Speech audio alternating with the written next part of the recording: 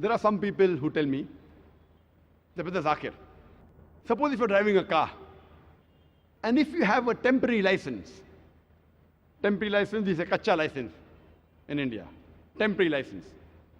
And if you have an accident, the police will give you a small fine. If you have a permanent license, and if you have an accident, the police will give you a bigger fine. Therefore, if you don't read the Quran, and if you don't understand the Quran, and if you make any sin, God will punish you less. If you understand the Quran, and then if you commit a sin, then God will give you double punishment. Very good logic. So why do you understand the Quran? Behave like a person who have a temporary license and enjoy life. Less punishment. I told this brother, for sake of argument, I agree with you, that a person who has a temporary license, a person who has a kacha license, if he has an accident, maybe the police will fine him with 1,000 rupees or $1,000.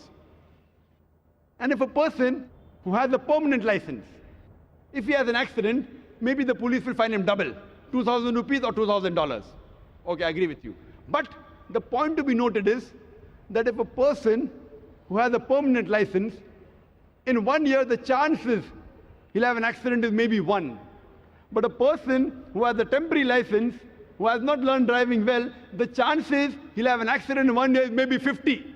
So at the end of the year, the person who has permanent license pays a fine of 1,000 rupees or $1,000. And a person who has a temporary license, he pays a fine of $50,000.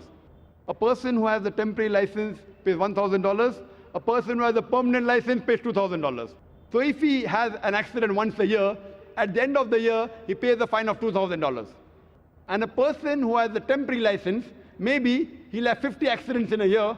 At the end of the year, he pays a fine of $50,000 or 50,000 rupees.